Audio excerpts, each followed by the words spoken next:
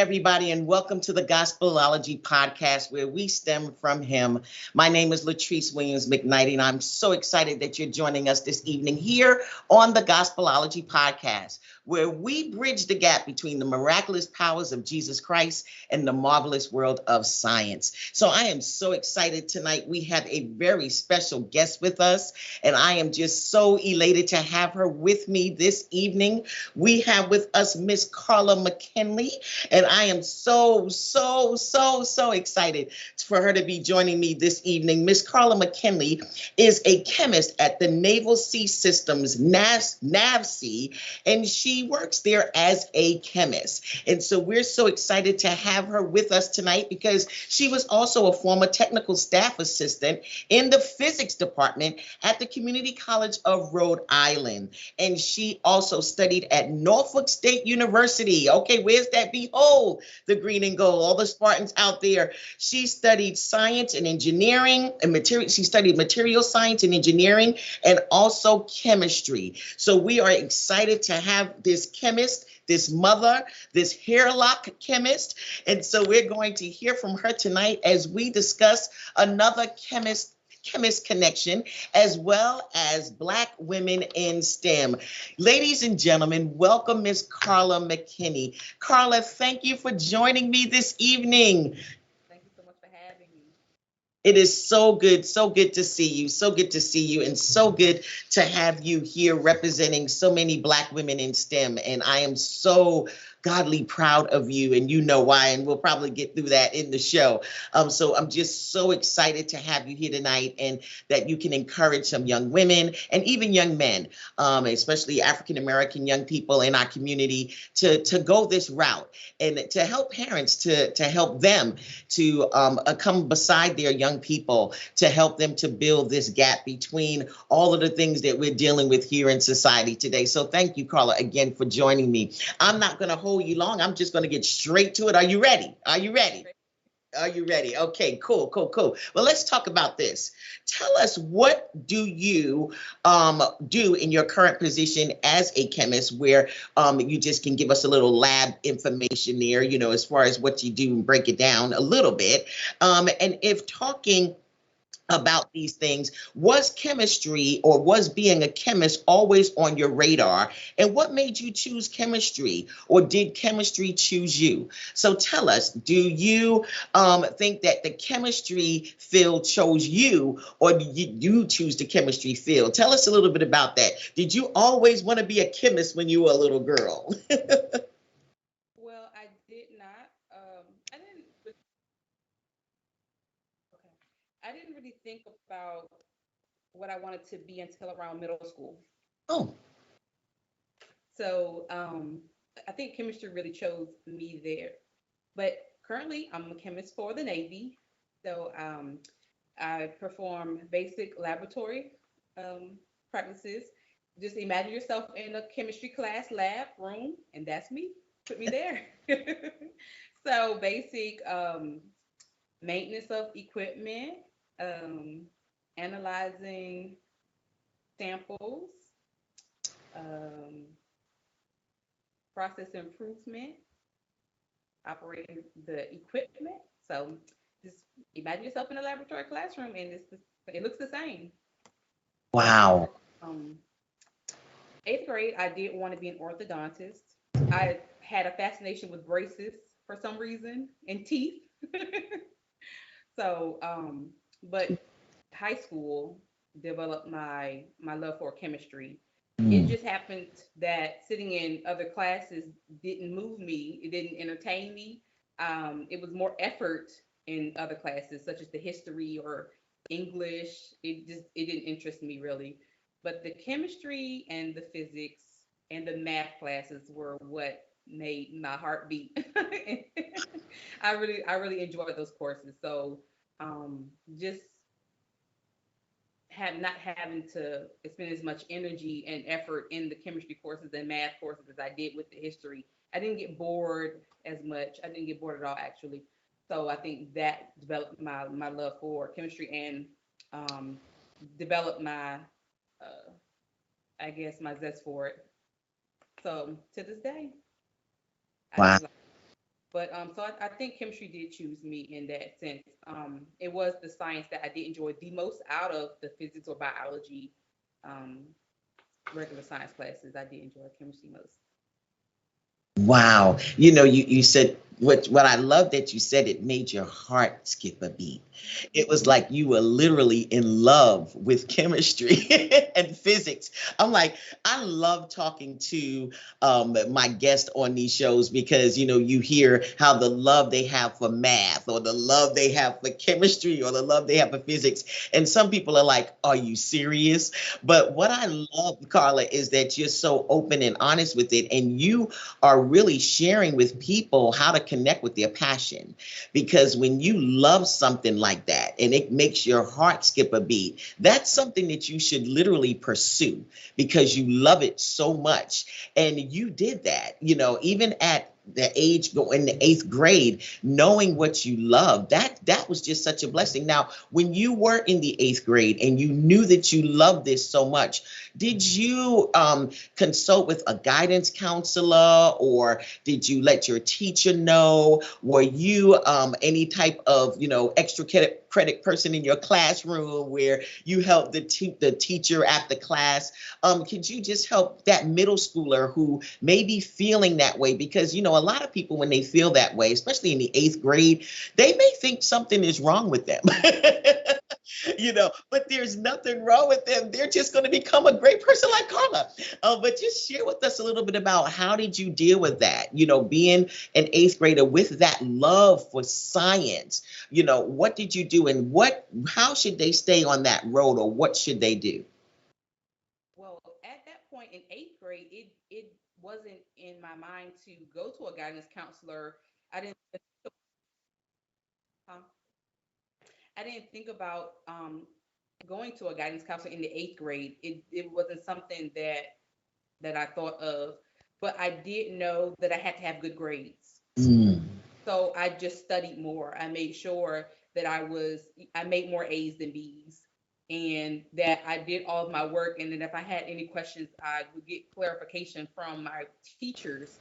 So I just knew it was in me to, well, I guess I'll have to make good grades if I want to get farther and learn more. And I did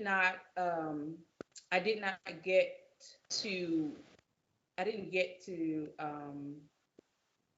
I didn't get to go into go into it much. But when I was in high school, I had an African American dentist, Mm. and he looked like me. So I that further, my thoughts about it. So I asked him, can I shadow him? So I did go into his office for a day and put on a coat, and I sat with him and watched him do procedures all day. So that was something that I did think about. So it was always in me to ask questions of people. So I didn't really know how to go about it, but I did know that I can ask you. You can only say yes or no. You know what? Yes, that is so true. And I love that you had that intuition as a young child. And to put that jacket on, I know that made you feel like you had like a magic cape on or something, huh? It did. I was really excited. That is so awesome. And then to have that experience and the importance, and you said something that was really key because he looked like you. It gave you that feeling that this was something that you can actually do. And so having that, the people around you that look like you in this field is so amazing. And that's why I'm loving having you on here tonight. The eighth grader who loves science, who it made her heart skip a beat, and she pursued her passion, and she's happy at what she does. And so I'm just so excited to have you. So as we go through the questions, I kind of jumped the gun, Carla, because I was just ready to learn about what you did in the laboratory. Okay. But in number two, I have the question, tell us a little bit about your current position. And if talking to a young person wanting to be in your field of work, what courses should they start to take now? I know you were saying that you had chemistry, you had physics as well. When you were in, was that just high school, or is it something that they should align with their schedules? Like if they're in the eighth grade right now, they know they're going to the ninth grade because ninth grade is high school. That's where we getting ready to hit the books now. This is it. This is it. What should they look for in when they're going to high school? What road should they take, or what curriculum track should they be on right now? What do you? they should definitely be on the advanced diploma track. Okay. You can take pre-calculus in eighth grade, so they should definitely have the pre-calculus. They should take their they should take their they should take their sciences seriously. They should take all of their math classes seriously. In ninth grade, they should, like I said, be on the advanced diploma track. So they should start those pre-calculus. They should take the algebra, the calculus, the trigonometry, and they should definitely take the AP courses because the AP courses can give them college credits. So, and it will give them the basics, the fundamentals they'll need for when they enter college. And then you said a key thing earlier about the parents. Their parents should be on board helping them. They should be finding programs for them to bridge that gap between high school and college. So there are programs that they can go into in the summertime, and they'll study the beginning courses, and they may even they'll further their knowledge and get comfortable with how college classes will go during the summer of high school. So they should definitely be on the track of taking every class, every course, every credit seriously. Wow. That's so good. I love that you even as we're talking about the parent, and I'm writing this down because I'm trying to make sure that Janelle and Kenneth stay on right track. So I'm writing, okay, math class, the advanced diploma, AP courses, all of these things, Carla, are great information for us as parents to know, to, like you said earlier too, that you didn't even think about going to a guidance counselor, in that when you were in the eighth grade. But tonight, you're sharing what you did not have anybody tell you, but now that you know, and so you can share with us. And so we're just so happy to have you on tonight, just sharing these things and making sure that we keep our children on the right track. Now, there's a shirt. There's a picture that's showing right now, and there's a shirt that you had on, and it said faith, but then faith is on top of fear. And so all I can say is that just means it's telling me that you have to have faith over fear. And so I want you to, in as much as you would like, you have a story to tell, and your faith is what held you together and had you go through some things, but it got you through. And I just want you tonight to just share a little bit about your story, and how you got to Norfolk State and how you were getting ready to go to Norfolk State in a certain program, but we had a surprise. And it's a beautiful surprise. I love the surprise. But if you could talk to us a little bit about that tonight, just to share with people to never give up. Oh, absolutely. I was raised in church, so from a young girl, I knew that I needed God. I needed God in everything that I did and everything that I would go through. So it was easy for me to pray and seek the kingdom for my help. And going to college, from high school, I applied to Norfolk State University. I applied to Albany. I mean, I was going to go away, so Norfolk State was my backup plan. I was going to go to Georgia. I applied to Clark Atlanta. I just knew I was going to go away. But surprise, surprise, I became a young mother. So I just knew that it still was an option. So luckily, I had the backup, Norfolk State University, had a small scholarship. So, and of course, I wasn't going to change my major. So chemistry was still going to be it. I knew it was going to be a challenge, but I knew I could get through it because, again, I just knew that I was pray, um, that God would be with me. And if it's for me, it will happen. So I was never worried about anything because I just felt if it didn't happen for me, it just wasn't my time or it wasn't the place. But I entered into college immediately after having him, so it was my time and it was the place. So I was happy about that, and I even had to bring him to class with me.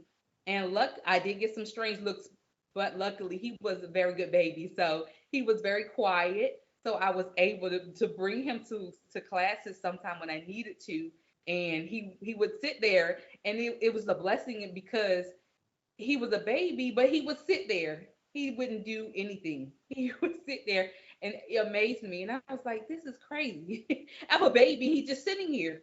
So Mm. I don't know. Look, Oh, um, oh. Mm. yeah. So, and he actually was there through most of the journey, the entire journey actually. He was there through the entire journey. So it was just a blessing. And then I had good mentors, and I had a very good advisor, and she showed me the ropes, and then she brought me to the material science program. So as an undergrad, I began to do research.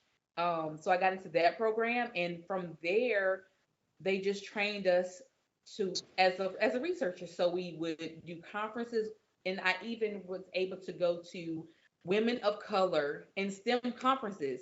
So Mm. when I went there, there were tons of people that looked just like me. Mm. So I really don't have I really have always seen that there are people like me doing things in the science and the STEM field, science, technology, engineering, math field. So it wasn't foreign to me that I could do it. I kind of always saw that people like me were able to do it. I love it. I love it. You know, Carla, you have right there tonight. I know that some people are thinking, I can't do this because I don't have this, or I can't do this because I don't have that, or oh, I have kids and I can't do this, and they have an excuse. But as we know, excuses are the tools of incompetence, and those who use them do not go any further than their excuses. And so, what you did is just a powerful thing. How you realized that you were called to do something and you knew that it was your time, and you took your baby to class, and I can only imagine the classes, and I can't wait to come back because we're going to talk a little bit about your thesis and what that entailed, and as far as what that you studied. And then we're also going to come back and share about Black women in STEM and share a little bit about what they're doing today, and how we're just so privileged to be sitting here with a young woman who is a trendsetter in this field, who you guys wait, you can't, you're going to hear so much from her. And so I'm just so excited to be here tonight with Carla McKinney. And so, Carla, thank you for sharing your story, and I know that that is going to really touch somebody. But tonight, what I want you to do while we're going to our commercial break, if you could write in the chat something that you're passionate about. Just write something that you're passionate about. And I just want you to type it in the chat. Something that you're passionate about. Something that makes your heart go pitter patter. Just like Carla's heart went pitter patter in chemistry and in physics. What is it that makes your heart go pitter patter? We'll be right back after this commercial break. Thank you for the happiest year of my life.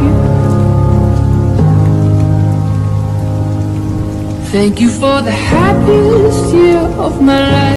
Yo, this is Jesus, aka King of Kings, aka Lord of Lords, aka Prince of Peace.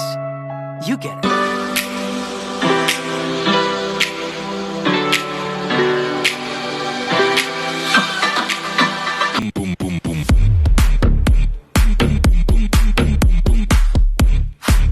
Ooh, this is nice. Thank you for that little break, and hopefully you guys go over to our YouTube station and subscribe and catch one of those T-shirts in our Gospelology Gear Lab, and we'd love to see you on Sunday at 9 a.m.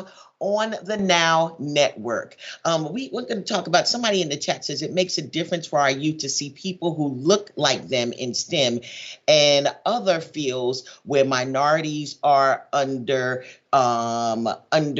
looks like underrepresented. Yes, that is so true. And then someone said, I love this. And they're just giving you encouragement, Carla, because that is an amazing story. And that is something literally that individuals have to know, that if you want something, you got to want it so bad that you'll do whatever you need to do to make it happen. And that's what we're looking at. We're looking at perseverance tonight. We're looking at a goal trender, a goal setter, someone who knew what they wanted and they went for it no matter what.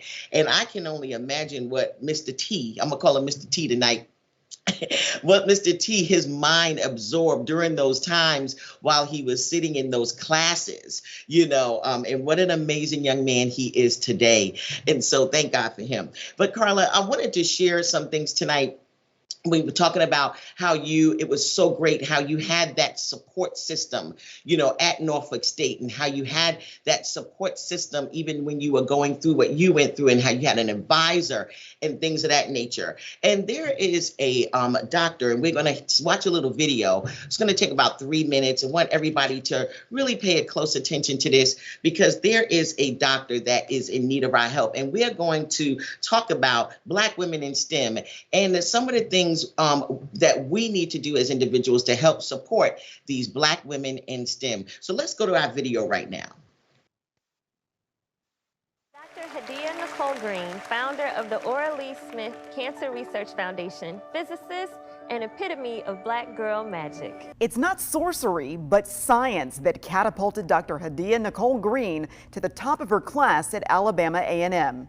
Like, I didn't get a science kit growing up. No one ever encouraged me to become a scientist. And it was work, not wizardry, that led her to becoming one of the first African-American women to ever earn a PhD in physics from the University of Alabama at Birmingham. Who's studying this physics? Like, people who look like Albert Einstein, not people who look like me.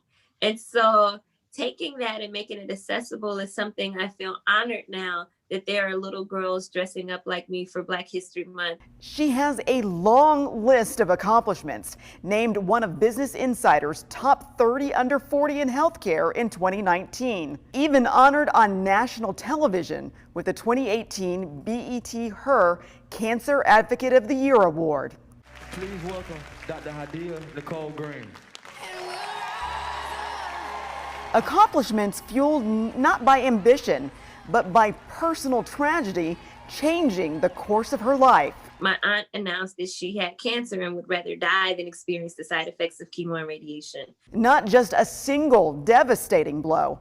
The aunt and uncle that raised her were both stricken with cancer. And I watched her go from being this strong, church-going, praying woman of God, the cooker of Christmas and Thanksgiving dinner, to someone who couldn't even walk, talk, or let alone take care of herself. And cancer took all of her dignity. I watched him go through the horrors of chemotherapy and radiation, lose 150 pounds, all of his hair. After they died, she channeled her grief into her work, her research taking on a higher purpose. It devastated our family, it devastated me, and I knew there had to be something better than this. So I've dedicated my life to developing new arsenal in the war against cancer. And she has, inventing a laser-activated nanotherapy to target and destroy cancer cells while preserving healthy cells.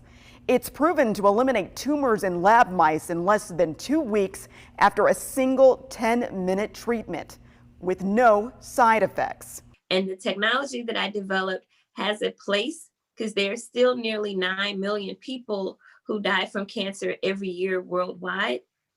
And African Americans are more likely to be diagnosed and die from cancer, especially at an earlier age. She formed the Ora Lee Smith Cancer Research Foundation, a nonprofit named after her beloved aunt, to further her research and raise $10 million to begin human trials. It's important because it presents an opportunity for us to reduce the suffering of cancer patients. And the hope that what she can do with technology will be the miracle that finally defeats cancer. Carla Wade, WVTM 13. Wow. Dr. Hadia Green, what an amazing scientist she is. And Carla, I wanted to just share a little bit about how amazing that is. She also was at an HBCU. And the thing is that she said something so powerful. She said that she wasn't given a science kit.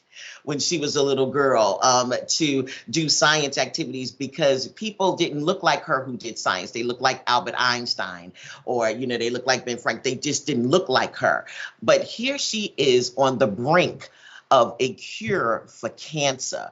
The thing is that she needs $10 million for human studies. And right now, she only has raised $1.5 million. I'm just a little curious, and Carla, maybe you can help me out a little bit. Here we have it's Cancer Awareness Month, Breast Cancer Awareness Month. Every year, certain organizations raise over billions of dollars for breast cancer and things of that nature, but never a cure. Here is a doctor who has something that could be the cure for cancer, and we're asking for $10 million, and she still hasn't raised it. What do you think? Do you think that it has anything to do with her being a Black woman in STEM? Or what do you think, or how do you feel about that? And then the field that she's in the laboratory, and I know this hits home to you. I know you can feel yourself in the lab doing some of that stuff, but talk to us a little bit about that tonight. She is amazing. She's very amazing. She's so amazing to me. But it has everything to do with her being an African American woman. In fact, that she does not get funding, and she's not getting it as quickly as we would see some other organizations getting funding. My story is similar to hers. No one gave me a science kit. I wasn't raised in a home where I was, nurtured or cultured to do, certain fields of study. So it had to come from when I went to school. So, but her expanding her knowledge on her own and gaining all the development that she has, and she's not getting funding. That is, it just goes to say that it's pharmaceuticals. I do really believe the pharmaceutical company, they really have a lot to do with it, because when you go to the doctor, the first thing you will get is a prescription. You will not get a diet plan. You will not get a list of foods that aid in certain that have certain properties that'll heal certain things in our bodies. We will never get that. And you can ask for yourself and you won't get it. And I even had a nutritionist before, and you ask them for food groups that help with certain things, and they just give you a basic food list, something similar to what you see at school, the food pyramid. They'll give you the food pyramid again. Okay, but the food pyramid is still not going to help you. It's still not going to help heal certain properties in our body. So I do believe it's a money thing with the pharmaceuticals. They would rather us, purchase a lot of chemicals to put in our bodies and harmful agents to put in our bodies. And because we'll go back to the doctor to get more prescription, we'll go back to the doctor to get more prescription for the side effects.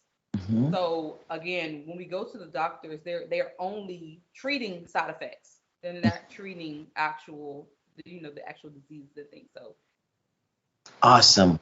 I love it. I love it. And you hit it on the nail. We have the pharmaceutical companies that are in this for money as well. There is a slide that went across the screen, Carla, because you mentioned it, and as well as Dr. Hadia, she also mentioned it as well, how in our homes, we're not given those science kits. And so we want parents tonight to get their kids locked into gospelologyclub.com.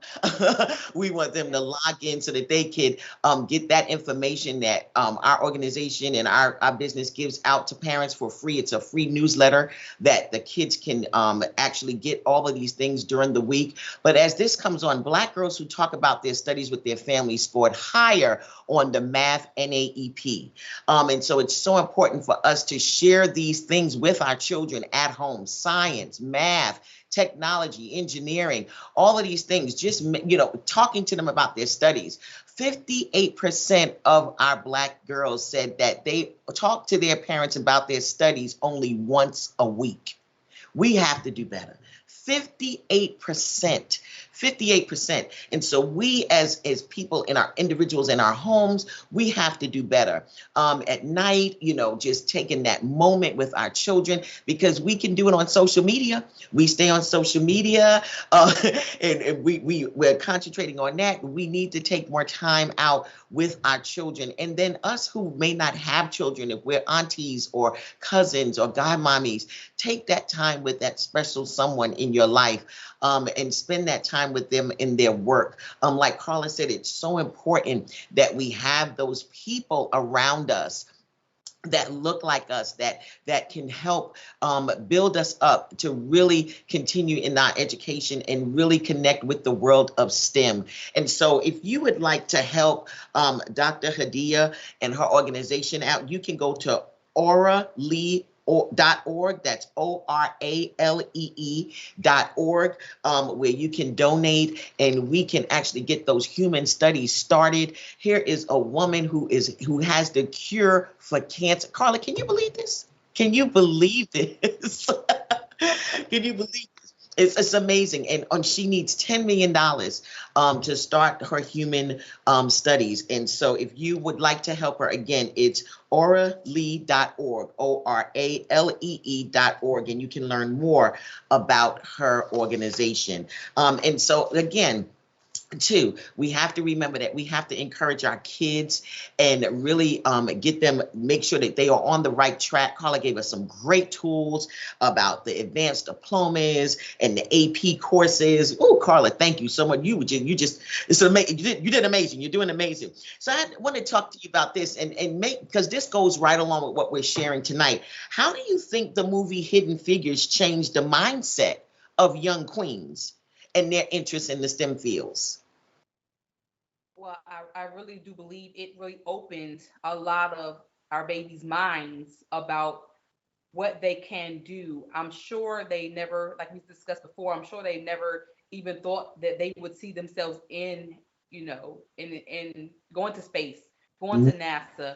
But we as parents we can show them these things that by, like I said, programs in school. We can find summer programs or programs like the Gospelology program, the organization that will give them the opportunity to dive into the science fields, and they can learn that. But that movie, it for sure showed them, because we won't see that in a history book. We discussed before. We would never see ourselves in a history book as developing something or being the first one to do something. We just won't learn that. Maybe private schools, but most of us, coming from a public school, they're not going to show us that. So it really is a disservice to us, actually, for us not to be able to see that. But we do have the movie that came out, and we do have ourselves. We can only, bring the knowledge to our own homes. My son tells me to this day how he remembers when he was in elementary school and he had a little difficulty.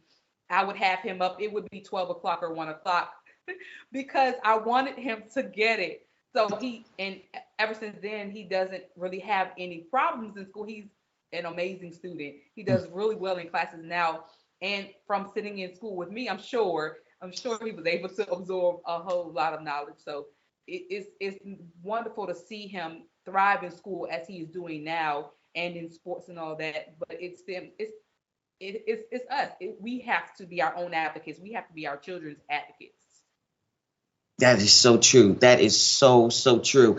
And I love that movie. And Katherine Johnson, it was such amazing to hear of all of the different things that she's done, and for so many years to finally get acknowledged after spending over 30 years at NASA, and to finally get acknowledged by President Obama with her award. But it was just that we didn't know none of those things were going on, and like you're saying, we have to be our own advocate, and never in the history books will those stories be told.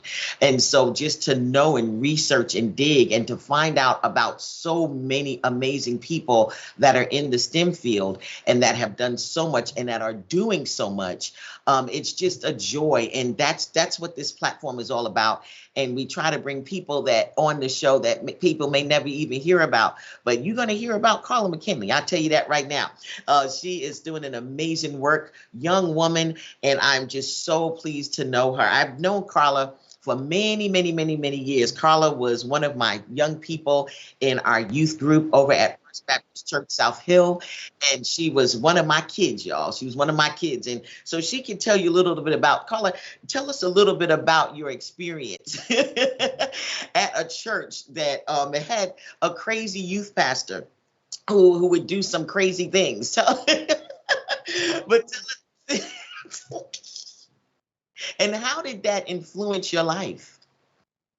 You know, you have always been a role model, a mentor, a mother to us, and it was always amazing to see your zeal for the gospel and how you presented to us. And it was always funny. It was fresh. We were never bored. It was always something new. Your excitement, your energy is contagious.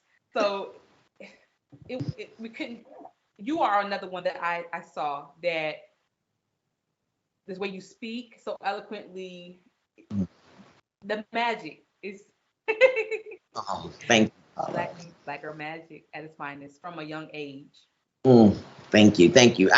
What I love to do, and as you said, I love to bring the gospel of Jesus Christ alive, and to mix it with science. It was just one of those things that nobody ever heard of, or it wasn't known to be, or it wasn't something that was in the norm.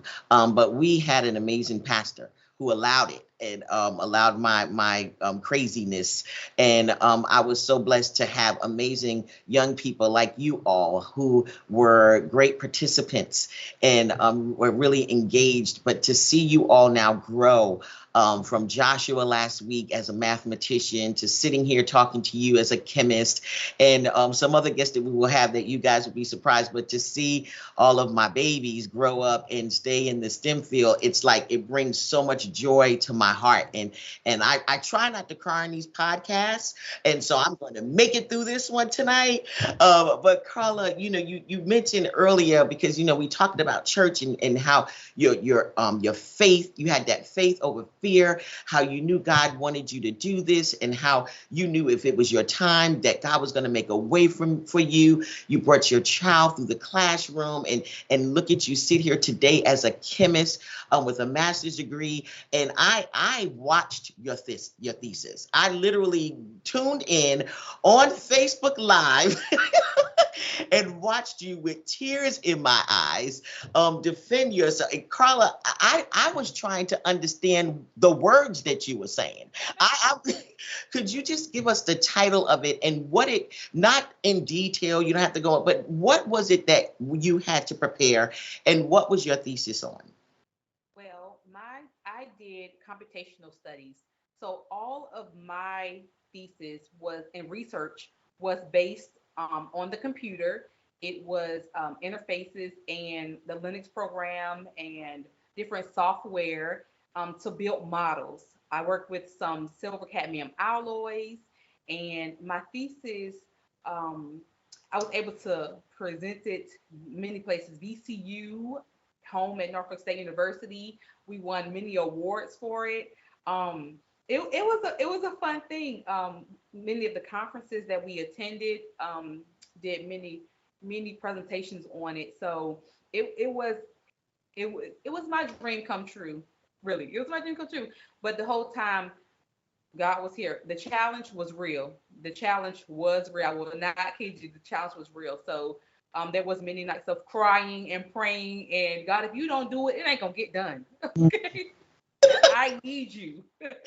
But to see it now, I'm not using it now in chemistry, but that's it led me here. So I'm very thankful for it. Awesome. Awesome. I've watched the presentation, one of them, and it was absolutely phenomenal. I was like, that's Carla. Oh my gosh. It was crazy, just totally crazy. I am so godly proud of you. So proud of you. And that leads us to our last question. And you've pretty much said it throughout the night, Carla, but I just would like to ask you, could you please tell us about your relationship with God and how has it guided you in your career in STEM? And have you ever had to defend your faith among scientists? You know, um, I go to church and I go to work and I see people that look like me in both places again. So I think I have just been blessed to be around people who understand, around people who have their own faith and they do believe in God. Everybody in my laboratory looks like me, Ooh, literally. We are all African American women. They wow. all look like me in my immediate laboratory. So I don't know if I'm spoiled.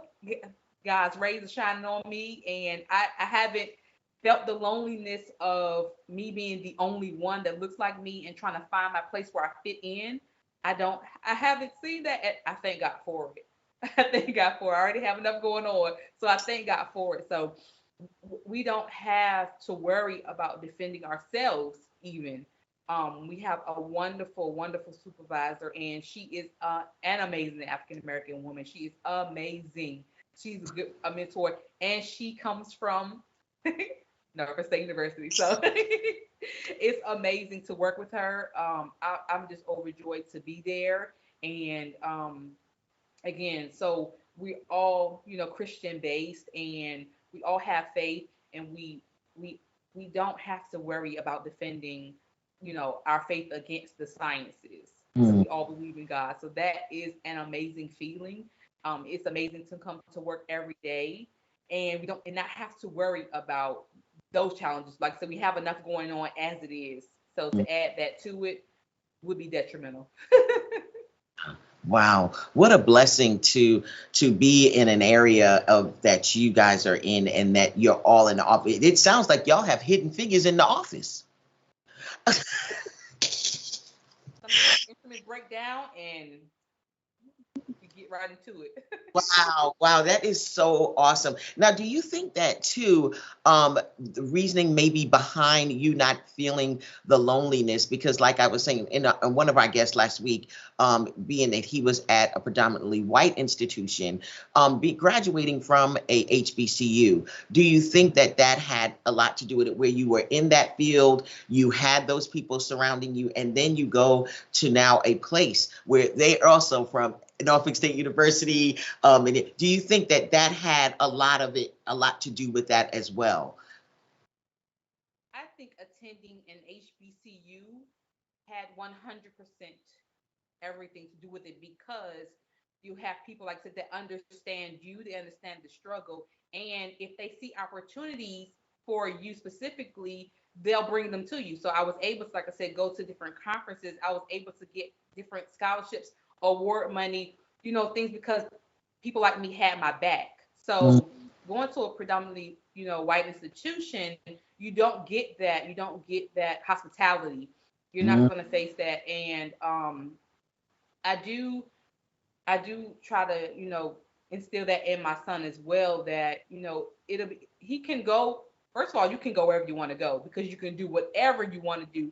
And being at a HBCU or a PWI is not going to stop you or hinder you. But there are certain challenges you'll face going to a PWI. And then there are some um, opportunities that will arise just from going to an HBCU. So, but it's his choice. But going to an HBCU, I think, had a lot to do with it, because you do develop the networks. You find many mentors, and you can, develop. You can learn more about what's out there, because it's not always going to be presented to you what your options are. And there are so many fields and so many different areas you can enter into. And it's not just the basic chemistry or the basic physics or the basic engineering. It's so many fields, and you definitely will get, more in-depth information from, people that have your back and people who look at you. Awesome. I love it. I love it. Carla, thank you so much. You have been such an amazing guest with us tonight. And I am, again, so very proud of you and God's grace and upon you as you continue on in your field. I know that it's just going to get even better from here. And I am so glad that you have partnered with me. So you guys have to look on. Carla has already made her appearance on the Gospelology show. And so if you have caught her on her Sunday, you would surely have been delighted. If you have not caught her on her Sunday, please check it out on YouTube, where she has in the laboratory with me, and she even brought her a special little guest where they did an experiment as well. And you'll see a lot more of Carla on the Gospelology show on YouTube as well as on the Now Network. And she is amazing in the laboratory and amazing with kids. So again, Carla, thank you so much for being a part of this. And thank you so much for being an amazing, outstanding Black woman in STEM. And we salute you. We salute you on today. Guys, thank you so much for joining us. Carla, would you like to, any closing words that you have for our guest? It was an honor to be here tonight to speak about, women in STEM, African Americans in STEM, everybody. So again, we just have to be our own advocates. Find out as much information as we can about the different fields of STEM, and help our children to feel more comfortable with challenging material in school, or challenging material that they may face, because it's as simple as breaking it down, as simple as hearing it again, as simple as a demonstration. So we can do anything we want to do, and we want to make sure our children know that we can do anything we would like to do. I love it. We can do anything that we want to do. That's it. We're going to close right on that note. We can do anything that we want to do. Remember that tonight, and keep encouraging our children to understand that. Again, Carla, thank you. Thank you to all of our listeners out there for joining us tonight here on the Gospelology podcast. We'll see you in 2 weeks with another very special woman in STEM, a Black woman in STEM too. And I can't wait to introduce you to her. Everybody, we're going to go out on the Gospelology song. Y'all know it. Gospelology, Gospelology. Uh-oh.